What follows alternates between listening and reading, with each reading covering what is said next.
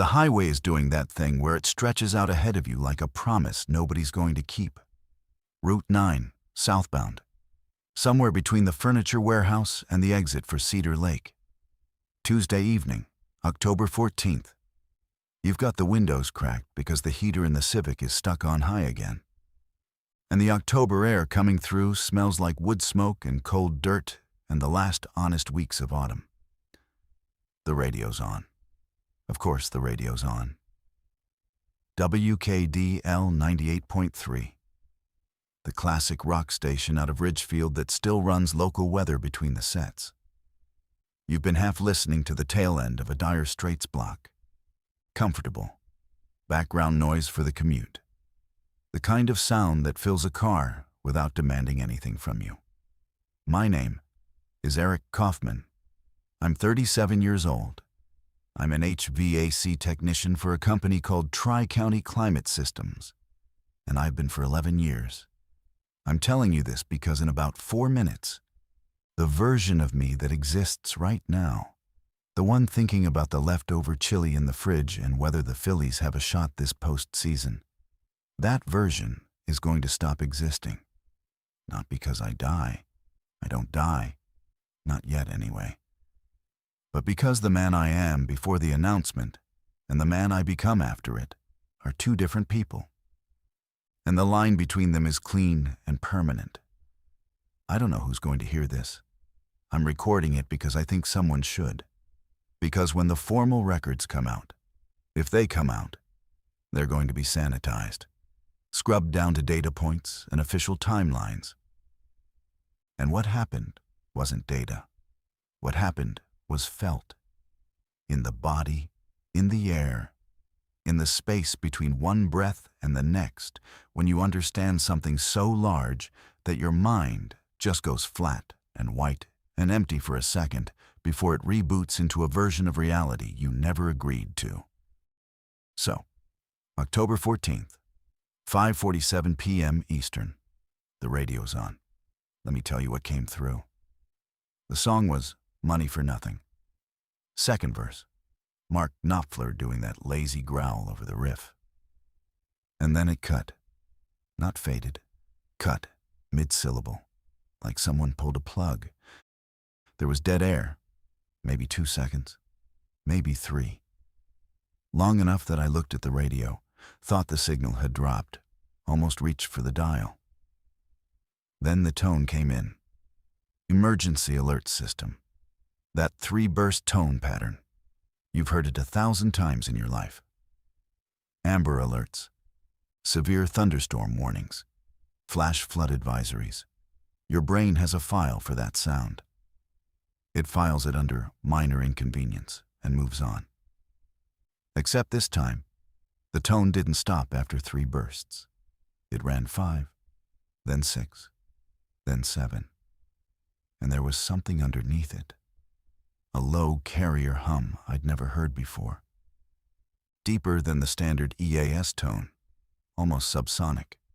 The kind of frequency you feel in your molars more than your ears. I turned up the volume. Not because I wanted to, because something in me needed to hear it clearly. Some old mammalian wiring that knows the difference between a routine alarm and a real one. Then the voice came on. Male, calm, not a local broadcaster. This was a network feed. The kind of voice that reads copy for national-level alerts, practiced and smooth. But there was something in the delivery, a thinness. Like the calm was a performance, and the man behind it knew the audience could tell. This is a national emergency broadcast originating from the Executive Office of the President in coordination with the National Aeronautics and Space Administration and the Federal Emergency Management Agency. This is not a test. This is not a drill. All residents of the United States and its territories are advised to remain in their current locations and await further instruction. I pulled onto the shoulder. Not a decision, a reflex. The car just drifted right and stopped. Engine still running, wipers off. The October light was going amber and orange through the tree line and everything was very still and very ordinary, and the voice kept going. At approximately 2:15 p.m. Eastern Standard Time today, NASA's Planetary Defense Coordination Office confirmed a revised trajectory for the near-Earth object designated 2024-EF-7. And I remember thinking, very clearly, very calmly, I don't know what that means, but my hands were shaking. The voice continued without pause. It had that cadence you hear in pre-flight safety demonstrations. Measured, intentional. Every clause separated by a quarter beat of silence, as if the words had been weighed individually and placed in sequence by someone who understood that the wrong rhythm could start a panic. Previous trajectory models projected 2024-EF-7 on a near-miss orbital path with a closest approach distance of approximately 64,000 kilometers. Revised calculations performed using updated observational data from the Goldstone Deep Space Communications Complex and the European Space Agency's Near-Earth Object Coordination Center now indicate a direct impact trajectory with a confidence interval exceeding 99.7%. I didn't move. The estimated time of impact is approximately 31 hours from this broadcast. The projected impact zone encompasses a region of the North Atlantic Ocean, approximately 410 nautical miles southeast of the Flemish Cap. The estimated diameter of the impacting body is between 300 and 340 meters. That's when I did something strange.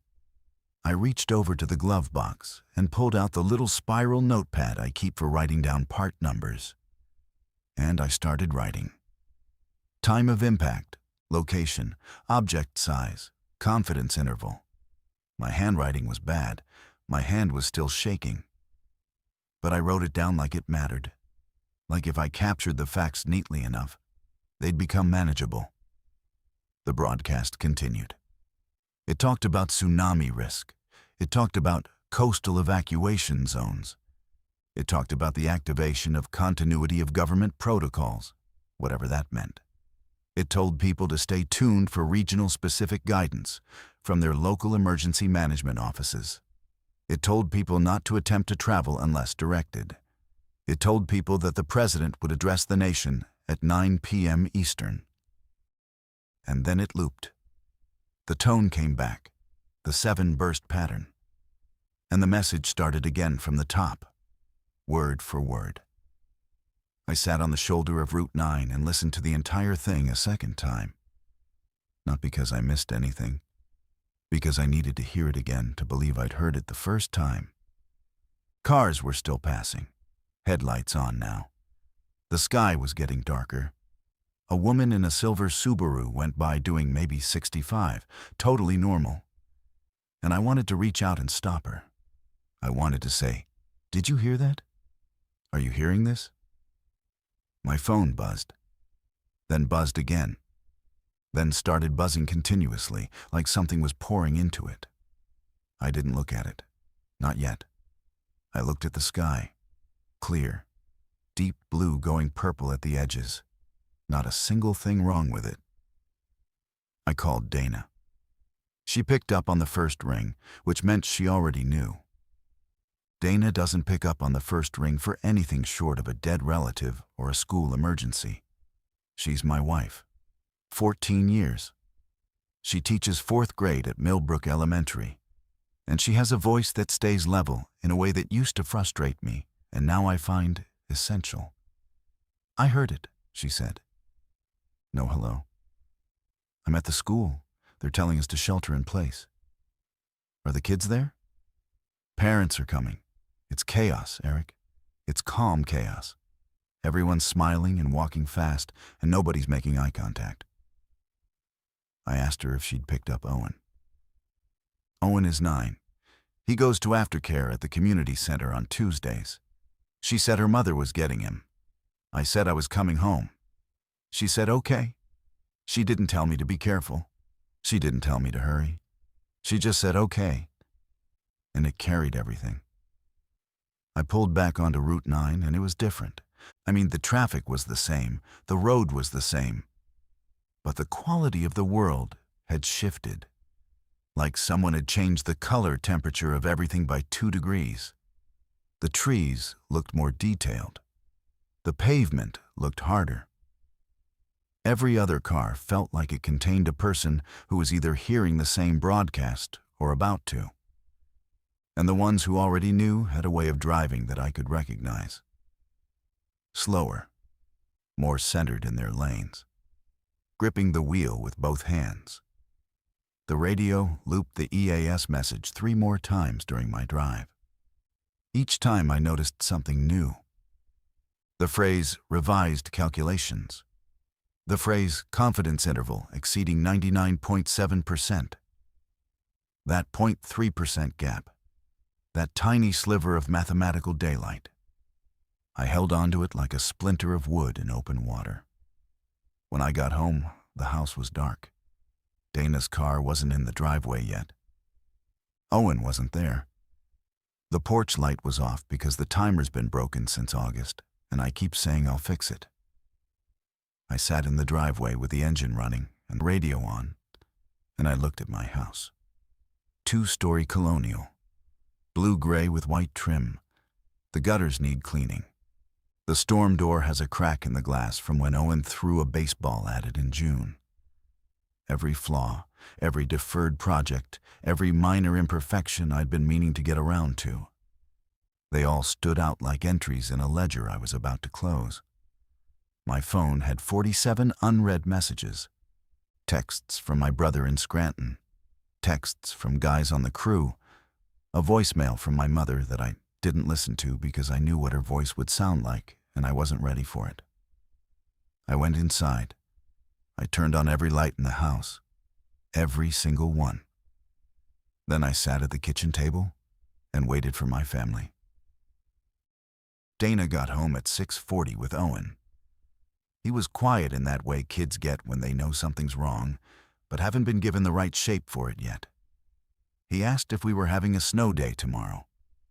Dana looked at me, and I looked at her, and neither of us corrected him. She made him a grilled cheese. He ate it in front of the TV, which we normally don't allow on weekdays. But the rules were already dissolving, and we both knew it. At 9 p.m., we watched the president's address. Dana and I sat on the couch. Owen was asleep on the love seat. The president looked like he'd aged 5 years since morning.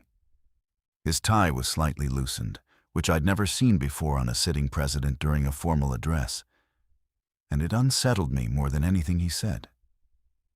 He confirmed the impact. He confirmed the timeline. He said the object was a previously tracked near-Earth asteroid that had undergone what he called a significant orbital perturbation following a close encounter with another body in the asteroid belt. He said that NASA had been tracking the revised trajectory for approximately 11 days before going public. 11 days. Let that settle. 11 days during which people went to work and picked up groceries and argued about parking and mowed their lawns, and the people who were supposed to be watching the sky knew what was coming and said nothing. He talked about the impact effects. A 300-meter asteroid hitting open ocean at roughly 17 kilometers per second. The energy release equivalent to multiple gigatons of TNT. The initial impact would generate a transient crater in the water, superheated vapor plume, atmospheric shock wave. But the primary threat, he said, was the displacement wave, tsunami. The models varied, but the consensus was waves between 40 and 90 meters, reaching the eastern seaboards of the United States and Canada within 4 to 6 hours of impact, Northern Europe within 8 to 12, Western Africa within 10 to 14. He listed evacuation orders. Everything east of Interstate 95 from Portland, Maine to Miami, Florida, was under mandatory evacuation, effective immediately. Inland shelters were being designated. National Guard was mobilizing. FEMA was activating every regional staging area. He said the words, "We will endure," 3 times. Each time, they sounded thinner. I looked at my house. I thought about where we were. Central New Jersey, about 45 miles from the coast. Were we far enough? The broadcast said everything east of 95. We're west of 95, barely, by maybe 12 miles. Donna had her phone out, scrolling. I could see the screen reflected in her glasses. Maps, elevation data. She was already doing the math. She teaches 9-year-olds, but she has an engineering degree she never used. And in a crisis, her brain clicks into a mode I've always admired and slightly feared. "We're at about 190 feet above sea level," she said. "If the wave models are right, the surge shouldn't reach us." Shouldn't. She put the phone down. "But we should have a bag packed." Owen murmured in his sleep. Something about a red bicycle. The most innocent sound in the world. By midnight, the story had more detail. I was at the kitchen table with the laptop open. Dana's old battery-powered radio on the counter tuned to WKDL, which had abandoned its regular programming and was now simulcasting a feed from NPR. Owen was still asleep. We'd carried him to his bed. He hadn't woken up, and part of me wanted to keep it that way forever. The asteroid, 2024-EF-7, had been discovered 18 months earlier. It was classified as a potentially hazardous object, but with a near-zero impact probability. Less than 1 in 40,000, according to the original calculations. It was on nobody's public worry list. There are thousands of these things out there, tracked and cataloged and quietly forgotten. Then, roughly 3 months ago, it passed through a region of the main belt and experienced a gravitational interaction with a smaller body. The perturbation was tiny, a nudge, the kind of thing that happens constantly in orbital mechanics. But this particular nudge, applied at this particular point in 2024-EF-7's orbit, amplified over time. The error bars on the trajectory started widening instead of narrowing.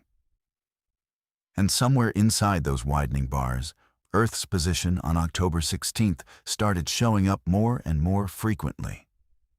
NASA knew. They ran the models again. They coordinated with ESA, with JAXA, with Roscosmos. They pointed every available radar dish and optical telescope at the thing and watched and calculated and recalculated. 11 days ago, the probability crossed 50%. A week ago, it crossed 90. 2 days ago, it crossed 99. And they waited. They waited because they said they needed to be sure. They waited because announcing a potential extinction-level event based on incomplete data could cause more harm than the event itself. They waited because there were protocols, and the protocols had steps, and the steps took time. That's what the NASA administrator said in the press conference at 11 p.m. She stood at a podium and spoke in a voice that sounded like someone reading their own autopsy report, and she said they followed protocol. The question nobody asked, because nobody had the language for it yet, was whether following protocol mattered anymore when the protocol assumed there would be a tomorrow to evaluate the protocol's effectiveness. I read everything I could find. RxEve preprints, NASA press releases, forum threads on space-related subreddits that had exploded into thousands of comments. The technical people were arguing about impact angle and ocean depth at the strike zone and energy coupling coefficients. The non-technical people were arguing about whether this was real, whether it was a government hoax, whether it was a false flag, whether prayer would divert it. And the asteroid didn't care about any of it. It was out there, past the orbit of the moon now, moving at a speed that made every human argument irrelevant. It wasn't malicious, it wasn't divine. It was a rock in a trajectory, and the trajectory ended here. Dana came into the kitchen. She'd been packing bags. She looked at me and said, "We should sleep." Neither of us did. October 15th.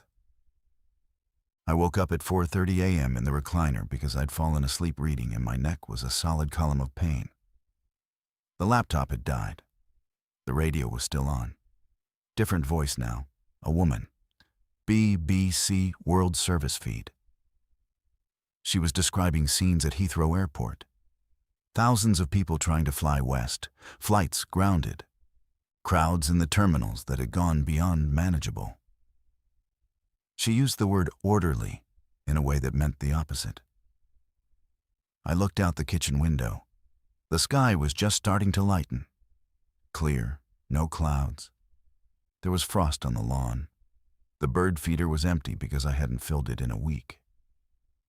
A cardinal was sitting on the empty feeder, looking at the house like it was personally offended. The world was still here. The world was still working. I could hear the highway from where I stood. Traffic. People were driving. In 18 hours, give or take, a rock the size of a football stadium was going to hit the North Atlantic at 50,000 miles per hour. And people were driving. Owen came downstairs at 6:15.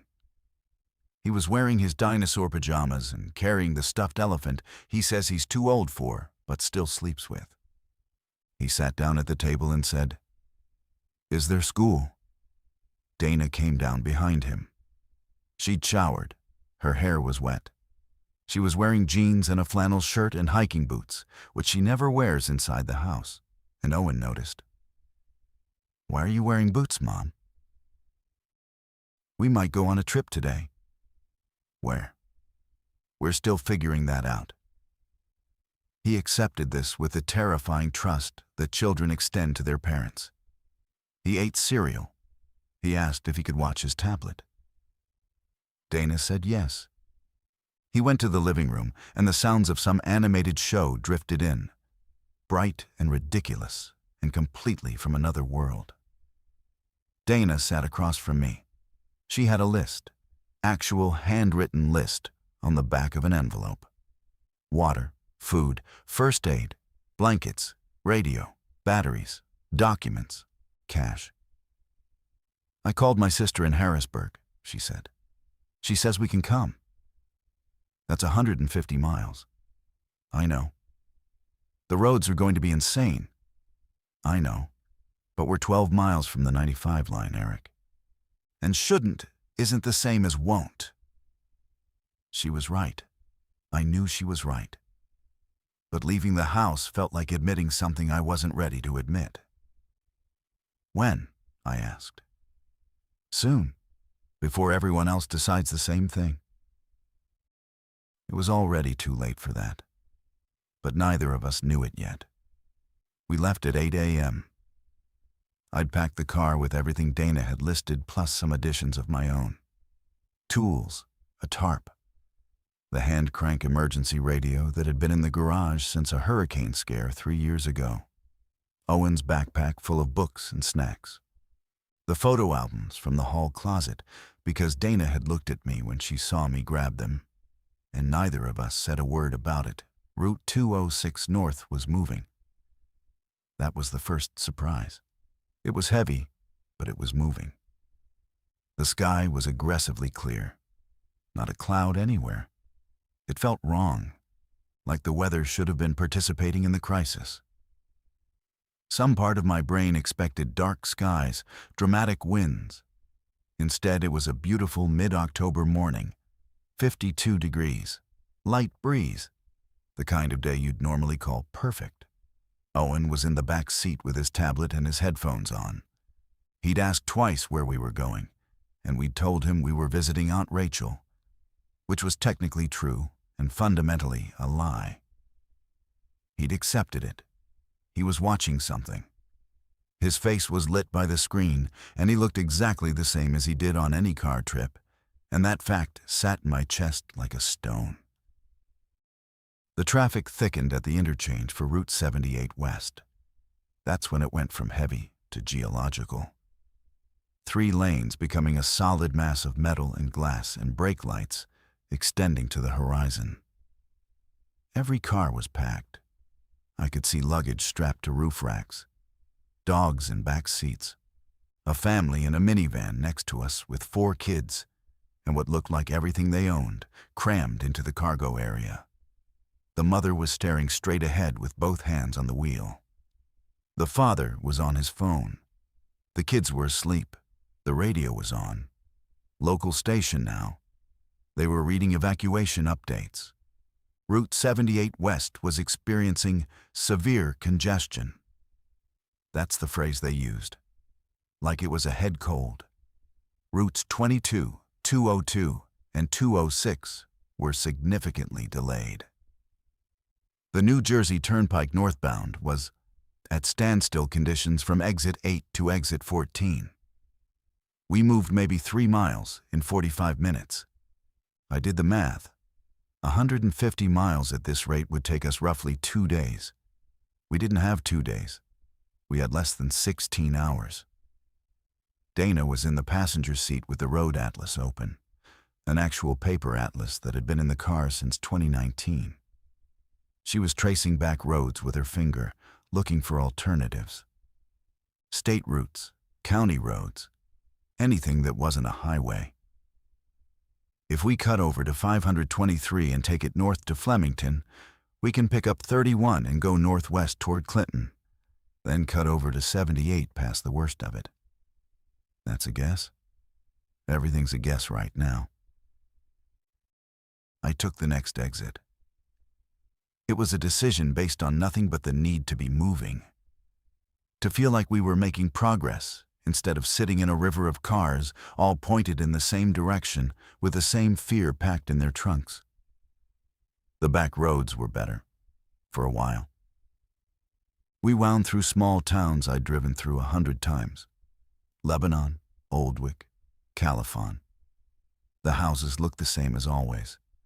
Some had people loading cars, some had lights on, people visible through windows, just sitting, watching TV, waiting. A few had American flags out, which I didn't fully understand but also didn't question. A gas station in Califon had a line that stretched down the road. I had 3/4 of a tank. We kept going. At 10:15 a.m., the EAS broadcast updated. I know the exact time because I was looking at the clock on the dashboard when it interrupted the NPR feed we'd been listening to. Same tone pattern. 7 bursts. But this time, the voice underneath was different. Faster. The calm veneer was still there, but it was cracking at the edges. The revised models now projected a larger impact footprint.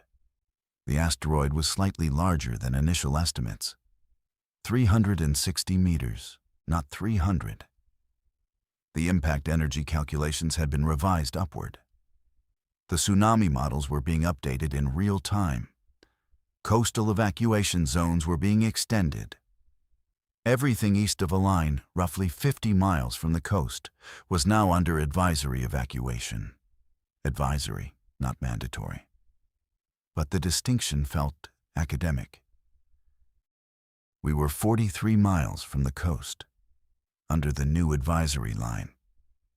The broadcast mentioned something else, something I hadn't heard before. Atmospheric effects. The impact would eject a massive volume of water vapor and particulate matter into the upper atmosphere. Short-term climate effects were expected. The phrase used was impact winter conditions in affected latitudinal bands. I didn't know what that meant exactly. I don't think they knew either. They were reading from models that had never been tested because nothing like this had ever happened. Dana reached over and turned the volume down. Not off. Down. Just enough that Owen couldn't hear the details through his headphones if he took them off. She did this without looking at me and without saying anything. Just a small rotation of the dial. The most parental gesture I'd ever witnessed. Then the broadcast said something that changed everything. Optical tracking stations report that 2024-EF-7 is now visible to the unaided eye in clear sky conditions. The object appears as a slow-moving point of light in the constellation Pisces, visible after sunset and before dawn in the northern hemisphere. You could see it. You could look up and see the thing that was going to hit us. It wasn't theoretical anymore. It wasn't a number on a chart or a trajectory on a screen. It was a point of light, moving, getting closer. And tonight, if the sky stayed clear, anyone who looked up would see it. Owen took off his headphones. "Dad, are we almost there?" "Getting closer, buddy." "I'm hungry." Dana handed him a granola bar from the bag at her feet. He took it, put his headphones back on, went back to his screen. Getting closer. That's what I'd said. Getting closer. Everything was. We reached Rachel's house at 3:20 p.m. A trip that normally takes 2.5 hours had taken 7. 7 hours of back roads and detours and one stretch of Route 22 where we sat motionless for 40 minutes while a police cruiser cleared an accident ahead. Not a regular accident. A man had stopped his car in the middle of the highway, gotten out, and walked away. Just left it. Engine running, door open. Walked into the tree line along the shoulder and disappeared. The police were standing by the car looking at each other like they didn't know which protocol applied anymore. Rachel's house is a 2-story Cape Cod in a subdivision outside Harrisburg, about 160 miles from the coast and 280 feet above sea level. She met us in the driveway. She'd been crying, but had stopped. Her husband Brian was inside with their 2 kids. The TV was on. It was always on now, everywhere you went. The TV was on, and people were standing in front of it with their arms crossed or their hands over their mouths, and the same footage was playing on every channel. The footage was from the International Space Station. NASA had released an image of 2024-EF-7 taken from the ISS's observation cupola. It looked like a gray potato. Lumpy, asymmetric, pockmarked. It was tumbling slowly, and the sunlight caught its ridges and craters in a way that made it look ancient and utterly indifferent. It was the most terrifying image I'd ever seen. Not because it was dramatic, because it was plain, because it looked like a rock, because that's all it was, a rock with no will and no aim and no mercy and no malice. And it was going to hit the Atlantic Ocean in approximately 11 hours, and there was nothing between it and the surface of the water but velocity and time. I stood in Rachel's kitchen drinking a glass of water and looking at that image on her countertop TV. And I thought about all the engineering humanity had ever done. All the bridges and towers and spacecraft and particle accelerators and vaccines and fiber optic cables and nuclear reactors and everything we'd built across 10,000 years of civilization. And none of it could move that rock. Not 1 inch. We'd had 18 months of warning that it existed and 11 days of warning that it was coming, and none of that time had been enough.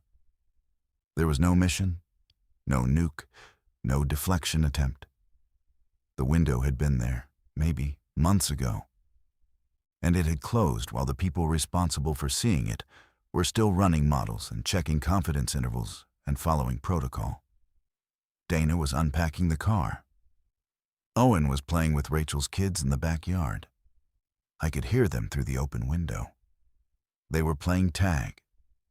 The sound of children laughing while an asteroid approached was something I was not emotionally equipped to process. So I drank my water and watched the rock on the screen and let the moment exist without trying to make sense of it. Brian came in and stood next to me. He's a quiet man, works in insurance.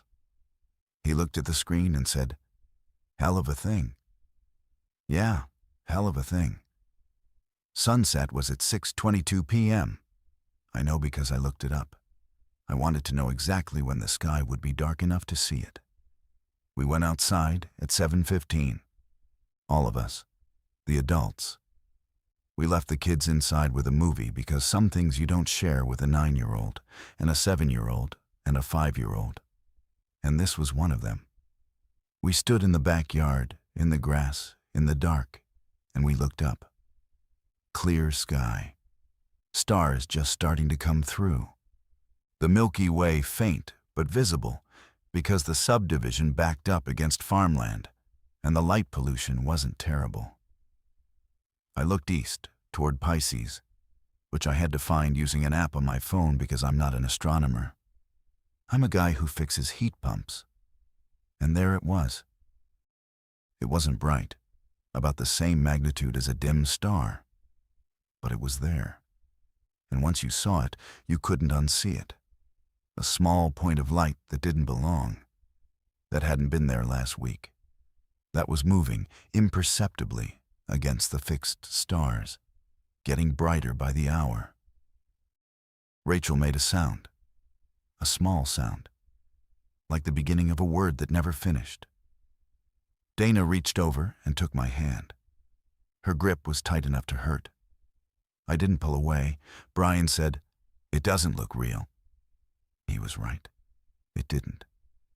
It looked like a satellite. It looked like a star. It looked ordinary. And that was the horror of it. That the thing that was going to remake the surface of the ocean and potentially end civilization as we understood it was, to the naked eye, indistinguishable from any other point of light in the sky. It didn't announce itself. It didn't glow red or trail fire or pulse with malevolent energy. It just sat there, in the dark. And it was closer now than it had been an hour ago. And it would be closer still in another hour. And at some point in the early morning, it would cross a threshold where closeness became impact, and impact became consequence, and consequence became the rest of our lives. We stood outside for maybe 15 minutes. Nobody said much. The neighborhood was quiet, not empty quiet, occupied quiet. I could see lights in the windows of other houses, silhouettes, other people standing outside, looking up. There was a man 3 houses down, standing alone in his driveway with binoculars. He lowered them, looked toward us, and raised a hand. I raised mine back, a small gesture, an acknowledgement. We see the same thing, we know. We went inside.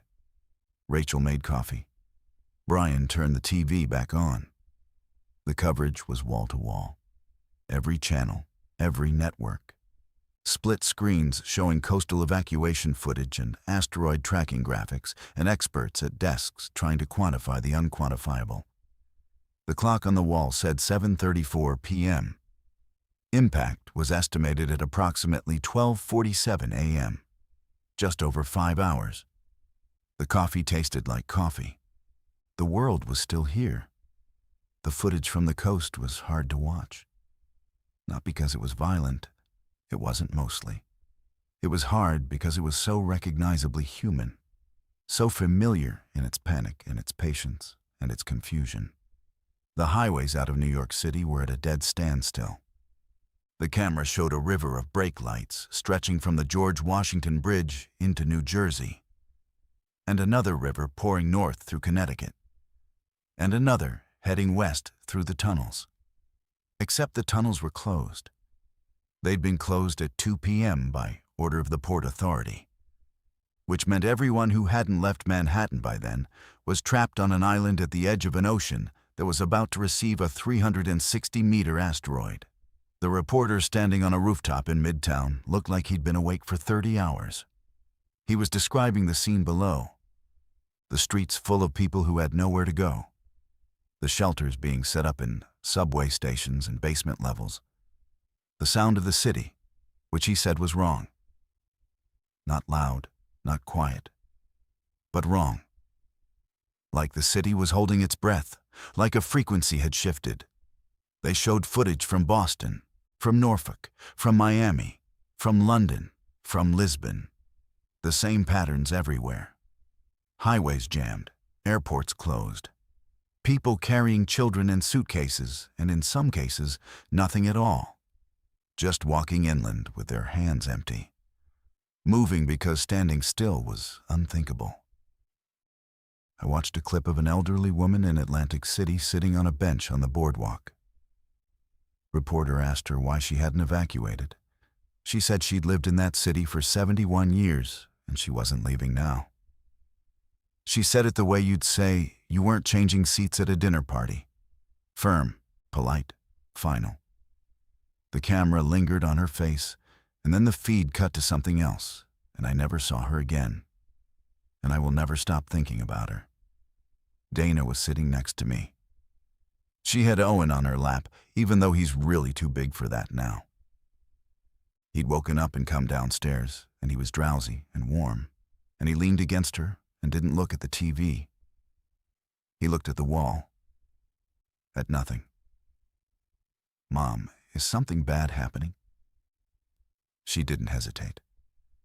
"Something unusual is happening, and we're in a safe place, and Dad and I are right here." "Is it like a hurricane?" "Something like that, but we're far away from it." He nodded. He closed his eyes. In 3 minutes, he was asleep again. Donna held him. She didn't shift. She didn't reach for her phone. She held him and watched the screen over his head, and her face did something I'd never seen before. A kind of absolute stillness that wasn't calm, but was instead the absence of any expression she was willing to let through. The NASA channel was showing a live tracking graphic, 2024-EF-7, as a small white dot moving along a curved line toward a blue circle labeled Earth. The line was smooth, inevitable. The numbers along the side showed distance in kilometers, decreasing steadily. Speed, time to impact, every number going in the wrong direction. I turned off the TV. Not because I didn't want to see it. Because there was nothing left to learn from watching. The rock was coming. The numbers were counting down. We were where we were. The only thing left was the waiting. And the waiting didn't need a screen. At 9 p.m., I called my mother. She lives in a retirement community in Bucks County, Pennsylvania. Inland, high ground, safe, probably. As safe as anywhere was. She answered the way she always answers. "Eric?" Like she's surprised every time that phones work. "Hey, Mom. Are you watching this?" "Yeah, we're at Rachel's. Dana and Owen are here. We're okay." She was quiet for a moment. I could hear her TV in the background. Same coverage, same voices. She said, "Your father would have known what to say about this." Dad died 6 years ago. Massive stroke. He was an electrician who read history books on his lunch breaks and could explain the causes of World War I in a way that made you feel like you'd been there. He would have had some perspective, some framework, some way to put a 360-meter asteroid into context against the long arc of human survival. I don't think anyone knows what to say, Mom. No, I suppose not. She paused. I love you. Tell Dana and Owen I love them. I will. Call me tomorrow. I will. I hung up and sat in Rachel's guest bedroom with the phone in my hand. The screen was full of notifications, texts I hadn't answered, emails from Tri-County about operational continuity, which felt absurd. A push notification from a news app that said, "Impact in 3 hours, 42 minutes," like it was a countdown to a product launch. I called my brother. He didn't answer. I texted him, "Call me when you can. We're at Rachel's. We're safe." I stared at the message for a long time. The word safe. 4 letters carrying more uncertainty than any word should have to bear. I called 2 guys from my crew. Marcus picked up. He was at home in Trenton with his girlfriend and his mother. He sounded steady. We didn't talk about the asteroid.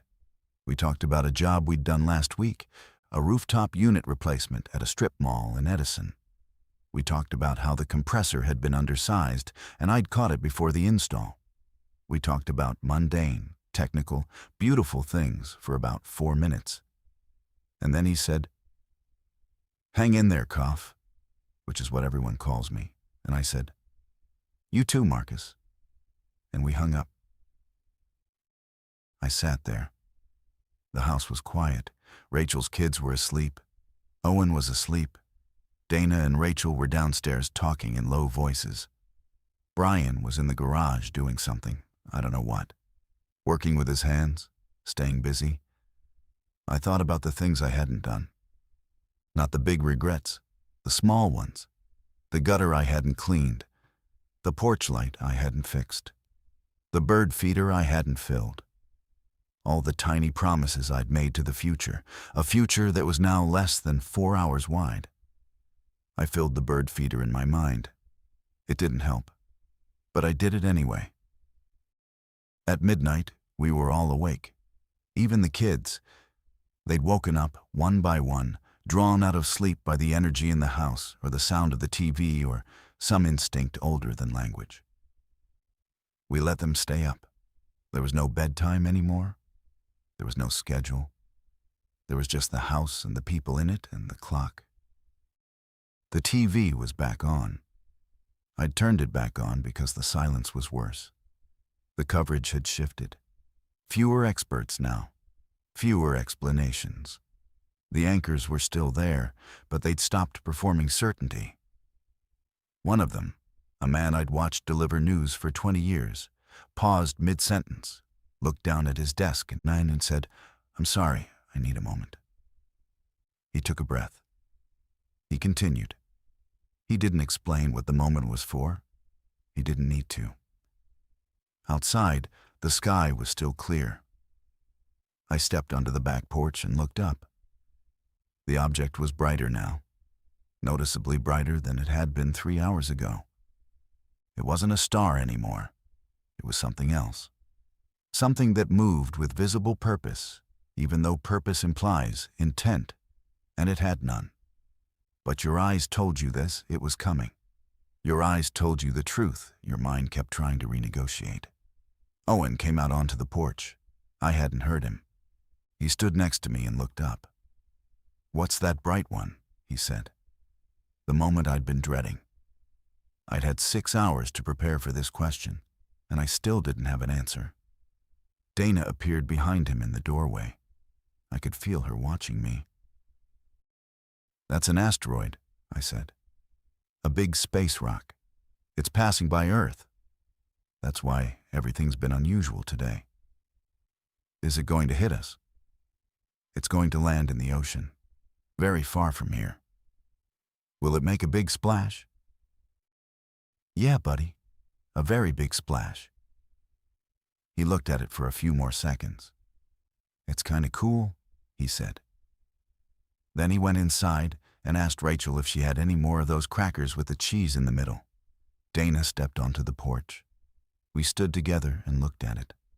The thing in the sky, the rock with no name that mattered, no story, no history, just mass and velocity, and a trajectory that ended in the North Atlantic in less than an hour.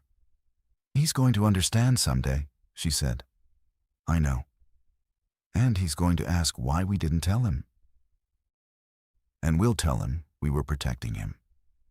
And he'll be mad about it. And then he'll have kids of his own, and he'll understand." She leaned into me, her weight against my arm. We stood on the porch of a house that wasn't ours, in a town we barely knew. And we watched the sky. The air was cold and still, and smelled like October, and we were alive. For now. At 12:15 a.m. on October 16th, the emergency broadcast updated for the last time. I say the last time because after this one, the system went silent. Whether that was intentional or the result of infrastructure failure, I never found out. The tone pattern was the same. 7 bursts. But the carrier hum underneath was louder now, like the equipment itself was straining. The voice was different, not the polished network voice from before. This was someone younger. Someone who sounded like they were reading from a script they'd been handed 60 seconds ago. This is an emergency broadcast from the National Warning Center. Impact of near-Earth object 2024-EF-7 is now imminent. Estimated time of impact is 12:47 a.m. Eastern Standard Time. All persons in designated coastal evacuation zones who have not yet evacuated are advised to move to the highest available ground and seek shelter in reinforced structures. Tsunami arrival times for the eastern United States range from 4 to 6 hours post-impact. Inland areas may experience seismic effects, atmospheric disturbance, and communications disruption. Then, off-script, almost whispered, the voice said, "God help us." And the broadcast ended. No loop, no repeat. Just the carrier tone, steady and low, and then silence. I looked at the clock. 12:16 a.m. 31 minutes. The TV was showing a split screen. On the left, a long-range telescope feed of the asteroid, now clearly resolved as a lumpy, tumbling mass lit by the sun. It was real. It had texture. It had shadows. On the right, a coastal camera somewhere in New England, pointing out at a dark, calm ocean. The water was flat, peaceful, unaware. Rachel was holding her youngest. Brian was standing by the window. Dana was sitting with Owen, who had finally fallen asleep again in her lap.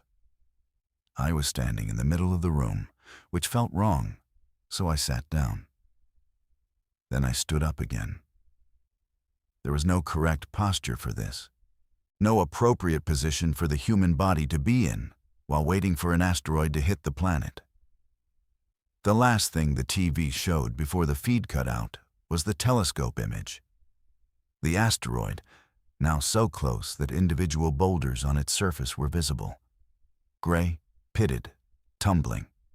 A mountain flying through space at 17 kilometers per second, aimed at water so deep and so cold that the impact would turn it into something no one alive had ever seen.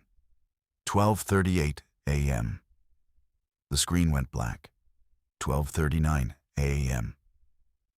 The cable signal died. We turned on the battery radio. Static. Faint voices underneath, too broken to understand. We waited. 12:47 a.m. Nothing happened. That's the first thing I need you to understand. At the moment of impact, in a house in central Pennsylvania, 160 miles from the coast and 280 feet above sea level, nothing happened. No sound, no shaking, no flash on the horizon. The clock ticked over from 12:46 to 12:47 to 12:48. And the house was still, and the lights were on, and the battery radio was hissing quietly on the counter. I looked at Dana. She looked at me. Then, at 12:52 a.m., the ground moved. Not violently, not like an earthquake in the way you see in movies. It was a single, low, rolling motion, like the earth was a sleeping animal that had shifted in its sleep. It lasted about 4 seconds. A glass on the counter slid an inch. A picture frame on the wall tilted. Owen stirred but didn't wake. We felt it in our feet, in our stomachs, in the back of our skulls. Then it was gone. And the stillness that followed was not the same stillness as before. The air had weight now, a pressure, like the atmosphere itself had flinched. Brian said, "Was that it?" "That was the seismic wave," Dana said. "The ground wave from the impact. It would have traveled through the Earth's crust." "What about the tsunami?" "That's still coming. That moves through water. It's slower. Slower.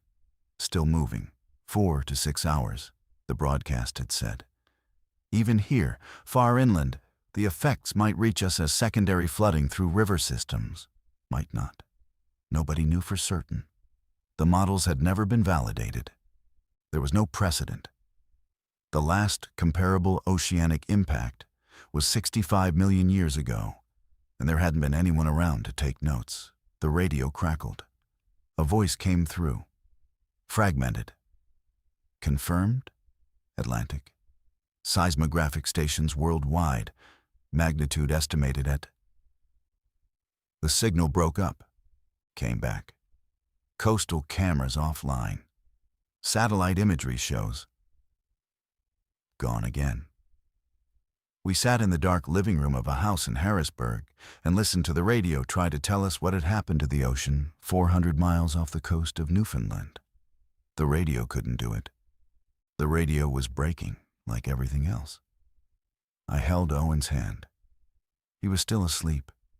His hand was warm and small, and it held mine back without knowing why. The hours between 1 a.m. and dawn were the longest of my life. I'm not being dramatic. I mean it literally. Each hour felt like it contained more minutes than it should have. Time had gone viscous, thick. Every sound was louder than it should have been, every silence deeper. The radio came and went. Fragments of reports. We pieced together what we could. The impact had occurred approximately where predicted. The seismic signature was detected globally. The energy release was estimated at somewhere north of 3 gigatons, which is a number that has no human referent. There's nothing in experience to map that onto. You just hear it and nod, and it means nothing in everything. The tsunami was traveling. That was the critical fact. The displacement wave was moving outward from the impact site at roughly 500 miles per hour, crossing the Atlantic like a ripple in a bathtub, except the ripple was 90 feet tall and carried the energy of every natural disaster you'd ever heard of, combined into a single moving wall. East Coast arrival estimates varied. The models were being recalculated in real time. Some said 5 a.m., some said 6. Some said the continental shelf would attenuate the wave significantly. Some said it wouldn't. Nobody agreed on anything except that it was coming and it would be bad. At 2:30 a.m., the power went out. Not a flicker, a clean shut-off. The lights, the TV, the hum of the refrigerator, all of it gone at once, replaced by darkness so complete that I couldn't see my own hands. Rachel found candles. Brian found flashlights. We lit the house with the soft orange glow of flames and the sharp white beams of LEDs, and it felt like we'd stepped back 1,000 years in 10 seconds. The battery radio was our lifeline now. We nursed it, kept the volume low to save power. The signal quality was deteriorating. The stations that were still broadcasting were running on backup generators and skeleton crews. One station out of Philadelphia, WHYY, was still putting out a steady feed. A woman's voice, calm, professional, reading updates as they came in. She became our anchor, our proof that civilization was still functioning somewhere. She reported that coastal cameras along the eastern seaboard had recorded the first wave arrival in Newfoundland at approximately 4:40 a.m. The wave height at the coast was estimated at 30 to 50 meters. Communication with communities along the Newfoundland coast had ceased. Ceased. One word. Total. Everything those communities were, everyone in them, reduced to a single word in a radio report at 2 in the morning. I went to the window. The sky was different, not darker, not lighter, different. A kind of haze that wasn't clouds and wasn't fog. A thinness in the stars, like they were being viewed through a filter that hadn't been there before. The impact debris, the water vapor and particulate matter that the broadcast had mentioned, already spreading through the upper atmosphere, already changing the sky. Dana came and stood next to me. She looked out. She saw it too. "The sky's wrong," she said. "Yeah. Is it going to stay like that?" I didn't answer. I didn't know. Nobody did. Dawn came late, or at least it felt late. The light that crept over the eastern horizon was wrong. Not the clean orange-pink of a normal October sunrise. It was gray-yellow, diffuse, like the sun was shining through wax paper. The shadows it cast were soft and directionless, as if the light was coming from everywhere and nowhere. Owen woke at 6:30. He came to the window where I was standing and looked out and said, "Why does the sky look weird?" "There's some dust in the upper atmosphere, like after a big volcano." "Did a volcano erupt?" "Something similar happened, in the ocean." He thought about this. "Is that why we came to Aunt Rachel's?" "Yeah, buddy. Can we go home soon?" I looked at Dana. She was standing in the kitchen doorway. Her face was drawn. She hadn't slept. Neither had I. The house smelled like candle wax and cold coffee.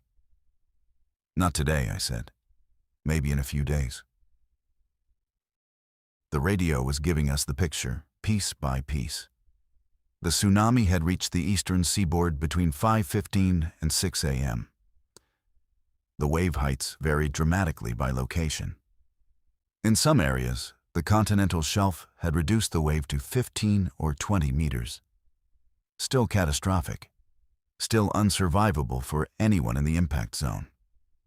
But in other areas, particularly where the coastline funneled the wave energy, the heights had exceeded estimates. Narragansett Bay, Long Island Sound, the Chesapeake. I grew up near the Chesapeake. My mother's house is 40 miles from the bay. I called her. The phone rang, and rang, and rang. She didn't answer. I called again, nothing. Dana called her mother, who lives in Doylestown. She answered. She was fine. She'd been up all night. She said the ground had shaken twice more, smaller aftershocks, and there was a sound she couldn't describe. A low hum that came and went, like the air itself was vibrating. The radio reporter from WHYY was still on. Her voice was hoarser now. She'd been broadcasting for over 12 hours. She reported that large portions of the mid-Atlantic coastal infrastructure were heavily damaged or destroyed. Specific details were scarce because communication systems along the coast were largely non-functional. Satellite imagery was being processed, but the atmospheric debris from the impact was complicating the readings. She said something that lodged in my brain and hasn't left. She said, "We are receiving reports, but we want to be clear that we cannot verify most of what we're hearing. The situation on the ground is beyond our current ability to confirm." Beyond our current ability to confirm. That's what the end of certainty sounds like. Not a scream, not silence. Just a professional woman on the radio admitting that the systems designed to tell us what's real are no longer functioning well enough to do their job. I tried my mother again. No answer. The call didn't even ring this time. Just a tone. 3 ascending notes. Then nothing. Over the next 6 hours, the scope of what had happened became incrementally clearer, the way a photograph develops in a dark room. Not all at once, in stages, each stage more detailed and more terrible than the last. The impact itself had been catastrophic, but survivable for the planet. The asteroid had struck open ocean in deep water, as predicted. The explosion had vaporized cubic kilometers of seawater and blasted a column of debris into the upper atmosphere. The shockwave had been detected by barometric stations worldwide. The sound of the impact was recorded by infrasound monitors on 4 continents.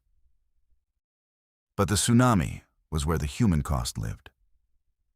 The wave had crossed the Atlantic in roughly 6 hours. It hit Newfoundland first, then Nova Scotia, then the Canadian Maritimes, then, in rapid succession, New England, the Mid-Atlantic, the southeastern United States. Each coastline received the wave differently, depending on the bathymetry of the seafloor, the shape of the coast, the presence of barrier islands, the angle of approach. In some places, the wave was terrible, but manageable. A 20-meter surge that flooded low-lying areas and retreated, leaving destruction but allowing survival for those on higher ground. In other places, it was apocalyptic. The funneling effect in certain bays and estuaries amplified the wave to heights that exceeded the most pessimistic models. Entire waterfronts erased, harbor infrastructure gone. Neighborhoods that had existed for centuries reduced to debris fields in minutes. And across the Atlantic, the same wave, diminished but still devastating, was reaching Western Europe and the coast of Africa. Reports were coming in from Ireland, from Portugal, from Senegal. Fragmented reports, partial reports. The global communications infrastructure was degraded because a significant percentage of undersea cables ran through the Atlantic impact zone, and many of them were damaged or severed. The internet was working, partially. Cell networks were overloaded but functional in some areas. The radio was the most reliable source. Old technology, analog signals, electromagnetic waves bouncing off the ionosphere the same way they'd been doing since Marconi. The most advanced civilization in the history of the planet, brought back to the radio. I reached my mother at 1 p.m. She was fine. She'd been at a neighbor's house. Her phone had died, and she'd forgotten her charger. Such a mundane explanation. Such a human, ordinary, beautiful reason for hours of terror. She was fine. She said the power was out, but she had candles and a gas stove. She said the sky was strange. She said she could hear something in the distance, toward the coast. A sound. Rhythmic. Deep. She didn't know what it was. I told her I loved her. She told me she loved me. We hung up. Dana's school was gone. Not literally, but functionally. Millbrook Elementary was 9 miles from the coast. Too close. We didn't know the details yet. We wouldn't know for days. But she knew. She sat at Rachel's kitchen table, and she looked at her hands. And she knew that the building where she'd spent 8 years, the classroom where she'd put up bulletin boards, and organized reading corners, and taught children how to multiply fractions, was underwater or debris, or both. She didn't cry. She went very still. And then she stood up and made lunch for the kids. By the second evening, the sky had changed definitively. The haze that had been a thin filter at dawn was now a visible layer. A milky opacity that turned the sunset into something unrecognizable. Instead of the usual spectrum, the western horizon was a deep, bruised amber that faded into a gray-green, that faded into a darkness that came too early and too completely. Stars were barely visible. The moon, when it rose, was a pale smear behind the particulate veil. Impact winter, the phrase from the broadcast. The debris ejected into the upper atmosphere was spreading along the jet stream, circling the globe in bands. The climate scientists on the radio were already modeling the effects. Reduced solar input, lower surface temperatures, disrupted precipitation patterns. How long? Months, maybe. A year. Maybe more. The particle size distribution and the altitude of the debris layer would determine the duration, and those measurements were still being made. October in central Pennsylvania was already cool. The thought of a winter that went deeper and lasted longer was abstract, but visceral. I looked at Rachel's house. Good insulation, gas heat. But for how long would gas service continue? How long would supply chains hold? How long before the cascading failures from the coastal destruction propagated inland, disrupting fuel delivery and food distribution and power generation and all the invisible systems that kept a house warm and a family fed? These were questions I didn't have answers to. Nobody did. The experts on the radio were offering projections and models, but prefacing everything with caveats so extensive that the projections themselves felt decorative. "We're in uncharted territory," one of them said. That phrase, uncharted territory, as if the territory had existed before and simply hadn't been mapped. This wasn't uncharted. This was new. This territory was being created in real time by a rock that had fallen from the sky. And none of the maps mattered now. Owen found me sitting on the porch steps. He sat next to me. He was wearing a sweatshirt that was too big for him, one of Brian's. He looked up at the sky, and he didn't say it looked weird this time. He just looked at it. "Dad?" "Yeah." "Is everything going to be okay?" The most important question anyone had asked me in 37 years. And the honest answer was, I don't know. The diplomatic answer was, we're going to be fine. The parental answer was somewhere between those two. A place where honesty and protection overlap in a space just wide enough for a child to stand in. "We're going to take care of each other," I said. "And we're going to figure it out one day at a time." He leaned against me. My son, 9 years old, the whole ruined future ahead of him. "Okay," he said, "okay. I'm making this recording on October 22nd, 6 days after impact. I'm using a handheld digital recorder that Brian had in his closet from when he used to do voice memos for work. The battery is at 60%. I don't know when I'll be able to charge it. We're still at Rachel's house. We have food for approximately 2 more weeks if we're careful. The gas is still running, which means heat and cooking. But the pressure has dropped noticeably over the past 2 days. Power has not been restored. The radio stations that are still broadcasting are doing so on reduced schedules. WHYY in Philadelphia is on for 6 hours a day.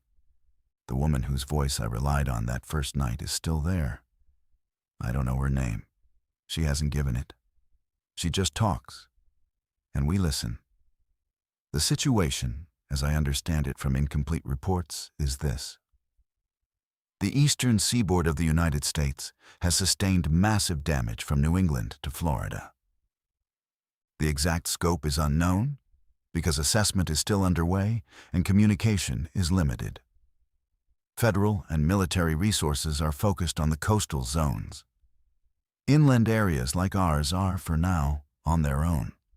The atmospheric effects are worsening. The sky has not been fully clear since the impact.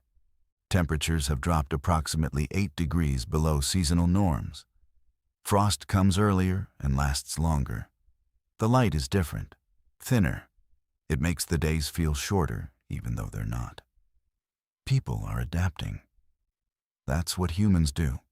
Rachel's neighborhood has organized. There's a man 4 houses down who is a volunteer firefighter, and he's set up a communication hub with a CB radio. There's a woman on the next block who's a nurse, and she's running an informal clinic out of her living room. People are sharing food, sharing information, sharing generator time. And there's fear. Of course there's fear. Fear about food. Fear about fuel. Fear about winter. Fear about the secondary effects that are still unfolding, the atmospheric changes, the disruption to global agriculture, the geopolitical instability that comes with a catastrophic event that doesn't respect borders. But there's also something else. Something I didn't expect. A kind of clarity. A stripping away of everything that doesn't matter. I haven't thought about my mortgage in 6 days. I haven't checked my email. I haven't worried about the promotion I didn't get last spring or the argument I had with my brother about our mother's care plan. Those things existed in a world that was organized around the assumption of continuity. And that assumption has been broken. And in the space it left behind, there's something raw and painful and unexpectedly honest. I don't know how long that lasts, but it's here now. If you're listening to this, and I hope someone is, I want you to know what it was like. Not the data, not the trajectory calculations, or the wave heights, or the energy equivalents. What it was like. It was like being in a car on a highway and seeing the headlights coming and knowing you can't steer and you can't brake and you can't open the door. It was like that, except the car ride lasted 31 hours and the headlights were a point of light in the constellation Pisces that got brighter while you watched. It was quiet. That's the thing nobody tells you about the end of the world. It's quiet. The asteroid didn't roar. The ocean didn't scream. The sky changed and the ground shuddered, and then it was still again. And the stillness was the loudest thing I'd ever heard. It was ordinary. I was driving home from work. I was listening to classic rock. I was thinking about chili and baseball. The most ordinary moment of the most ordinary day. And then the tone. And then the voice. And then nothing was ordinary ever again. And yet everything was. Because the extraordinariness of it didn't change the fact that people still needed to eat and sleep and find clean water and keep their kids warm. I want you to know that people were brave. Not movie brave. Not heroic speech brave. Brave in the way that a woman makes grilled cheese for her son while the world is ending. Brave in the way that a man fills his car with photo albums because he can't bear to leave the past behind. Brave in the way that a reporter stays on the air for 12 hours because her voice is the only thread connecting a million people to the idea that someone, somewhere, still knows what's going on. I want you to know that my son asked if everything was going to be okay. And I told him we would take care of each other. And I meant it. And I mean it now. And I'll mean it tomorrow and the day after and every day after that until there are no more days. I want you to know that the bird feeder is empty, and I'm going to fill it if I ever get home. I'm going to fix the porch light. I'm going to clean the gutters. I'm going to do every small thing I put off because I thought I had time. Because time is not a thing you have. Time is a thing that happens to you. And sometimes it happens all at once, at 17 kilometers per second. At 12:47 a.m. on a Tuesday in October. It's 8 p.m. I'm standing on Rachel's back porch. Owen is inside, asleep. Dana is with him. Rachel and Brian are in the kitchen listening to the radio.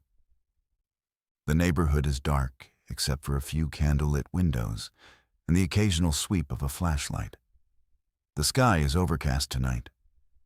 The particulate layer is thick, no stars, no moon. Just a flat, gray-brown ceiling that glows faintly with diffused light from somewhere, maybe the moon behind it, maybe the residual luminescence of a bruised atmosphere. It's not a sky I recognize. It's not a sky anyone recognizes. It's new, like so much else. The temperature is 38 degrees.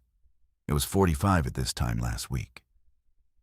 The drop is small but real, and it's moving in only one direction. I can hear, faintly, the sound of a helicopter to the east. Military, probably. They've been running flights over the region, assessment and supply missions. The sound comes and goes. When it's gone, the silence is total. No traffic, no highway hum, no background noise of a functioning civilization at scale. Just the wind in the trees and the settling of an old house and the breathing of a world that is still here but changed. I keep looking up, even when there's nothing to see. I keep looking up because that's where it came from. And part of me is still processing that. That the sky, which I spent 37 years ignoring, turned out to be the thing that mattered most. That the space above our heads which we treated as scenery, as backdrop, as nothing, contained something that could rewrite everything in an instant. The sky is not empty. It never was. We just couldn't see what was in it. Tomorrow, I'll try to reach more people, try to get more information, try to make a plan that extends beyond next week. Tomorrow, I'll be practical and steady and useful and all the things that a father and husband is supposed to be in a crisis. But tonight, I'm just standing here, looking up, listening. This is Eric Kaufman, October 22nd, Harrisburg, Pennsylvania. This recording is everything I remember and everything I want preserved. If you're hearing this days from now, or weeks, or years, or if by some impossible chance this survives longer than any of us, I want you to know the following. The asteroid was designated 2024-EF-7. It struck the North Atlantic Ocean on October 16th at approximately 12:47 a.m. Eastern Standard Time. It was between 300 and 360 meters in diameter. The tsunami it generated caused catastrophic damage to coastal regions on both sides of the Atlantic. The atmospheric debris it ejected has altered the climate in ways that are still being measured. I am alive. My wife Dana is alive. My son Owen is alive. My mother is alive. My brother, as far as I know, is alive. The people in this house, in this neighborhood, are alive. We are not okay, but we are here. I don't know what happens next. I don't think anyone does.